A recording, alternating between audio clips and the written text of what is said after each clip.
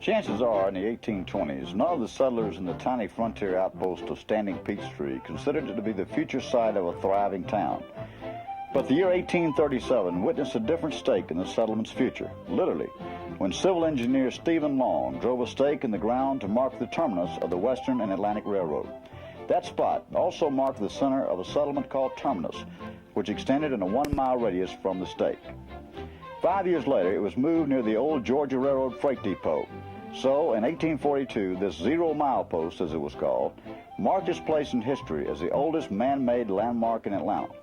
Within a decade, the railroad village became a transportation hub where 3 lines met, and by 1857, it was being called the Gate City because of its importance as a rail center.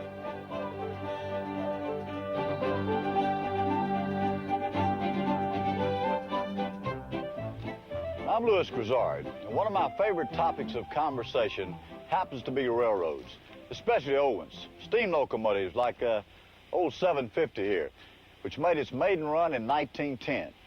Now it's part of the new Georgia Railroad, the passenger train operated by the Georgia Building Authority since 1985.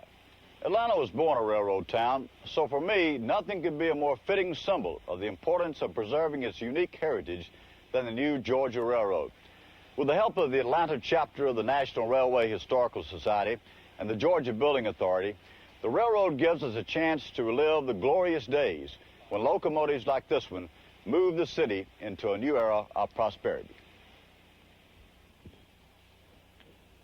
Come on aboard. I'll tell you a story or two as old 750 promises a special look at a few of the things that make Atlanta special to all of us.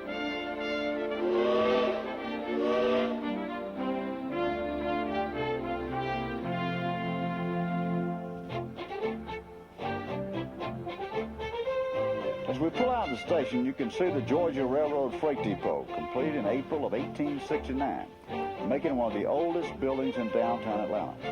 The depot and the area surrounding it was used in the filming of the movie Gone with the Wind. The Georgia Building Authority purchased the depot in 1981 and renovated it for public use.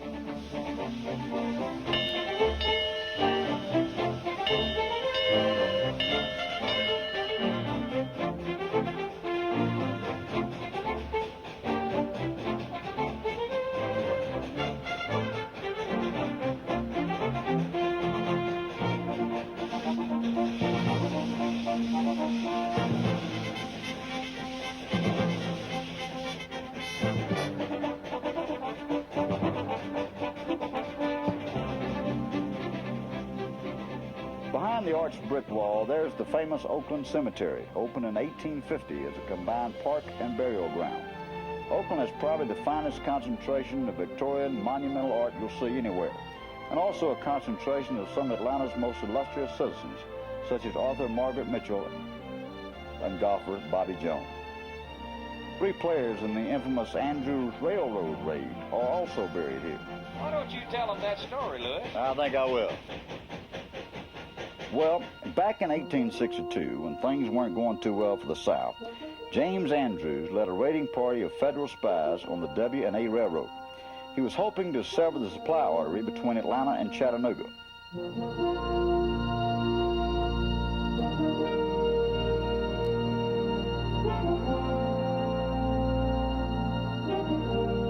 Andrews and his men stole the train pulled by the locomotive general when everyone disembarked for breakfast at Big Shanty. When they realized the train was pulling out considerably ahead of schedule, conductor William A. Fuller, engineer Jeff Keane, and foreman Anthony Murphy took out on foot after the thieves, thinking they were Confederate deserters staging a dramatic getaway. 2 miles up the line, they learned differently when they discovered the telegraph wires had been cut. The pursuit continued at this point by pushcart as Andrews bluffed his way past each station by claiming he was rushing powder through to Beauregard at Corinth. Fuller, Murphy, and Kane finally commandeered the locomotive Yonah, which bogged down in the congestion of the freight yard, and also the William R. Smith, which came to a dead stop by the removal of 2 rails by the raiders. Not to be undone, Fuller and Murphy took to their feet again and ran 2 miles. By this time, the thin and consumptive Kane had fallen out of the pursuit. They then managed to flag down a southbound freight pulled by the locomotive Texas. It ran full steam backwards to close in on the General, which ran out of wood, water, and steam and sent the raiders scurrying into the neighboring woods. Andrews and his fellow spies were caught and hanged. Eventually, their dauntless pursuers, Fuller, Kane, and Murphy, having secured their places in Atlanta's colorful war history, were buried here at Oakland alongside 2,500 Confederate soldiers.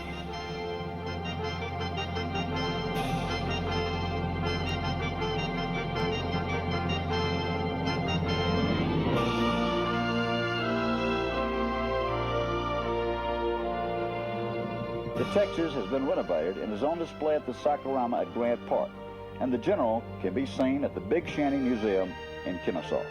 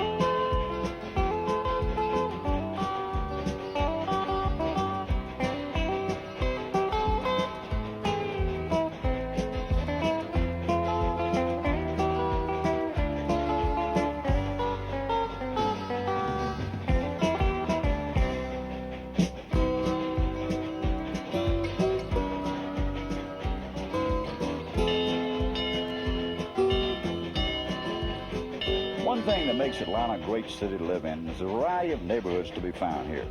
Historic sites and buildings can be found in nearly every section of the city, giving Atlantans a special and personal interest in their welfare.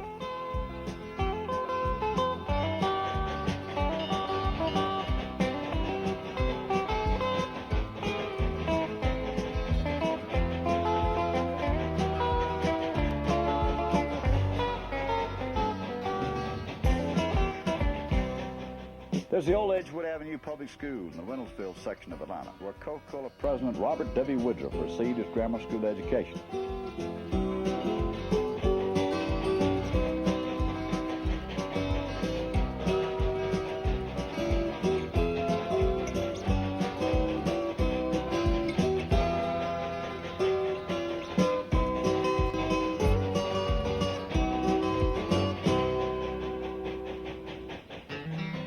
And up ahead here in Inman Park is one of Atlanta's old streetcar barns restored by the city for public use. It was built back in 1889 by Mr. Joel Hurt to support the Atlanta and Edgewood Avenue Street Railway, which ran from Inman Park to the Hurt Building downtown.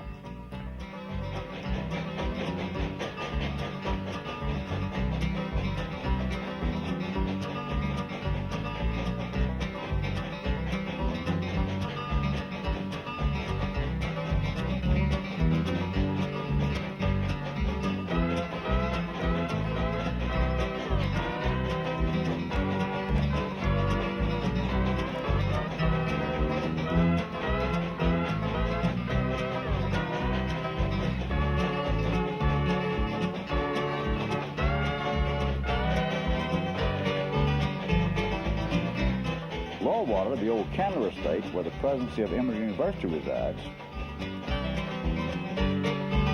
And here's the old Emory Train Depot. It was built in 1917 and served Atlanta passengers on the Seaboard Line until 1969. Now it serves locals and Emory students as a restaurant.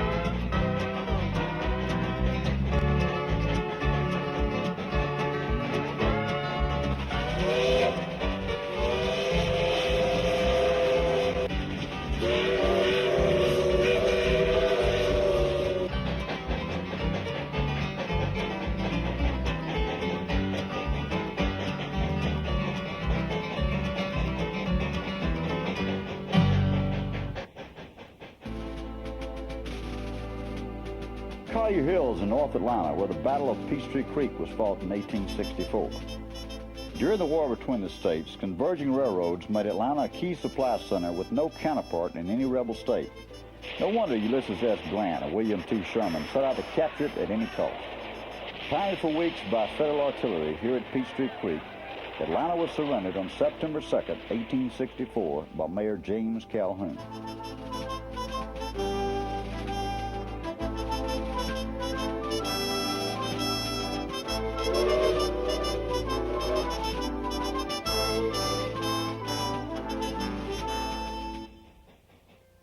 All was swept away. The population was scattered to the four winds, and the industrial and business section of the city lay in fire-blackened ruins.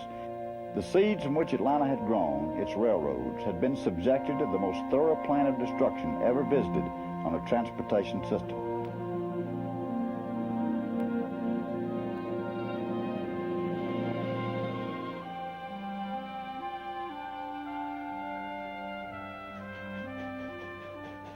But the city was not destined to lie buried for long under its ashes. Most of Atlanta's permanent population returned, and along with newly acquired post-war citizens, they created a new city upon the ashes of the old. Less than 1 decade after being essentially demolished, Atlanta had rebuilt and had replaced Milledgeville as capital of the state. Business and professional leaders, many of them born and reared in the North, guided and plotted for more and better colleges, newspapers, hotels, and parks. The city continued to grow, and in 1925, the far-sighted future mayor of Atlanta, William B. Hartsfield, helped persuade the city to lease the Candler family racetrack for a municipal airport. It seemed Atlanta's fate as a transportation hub through the 20th century and beyond was sealed.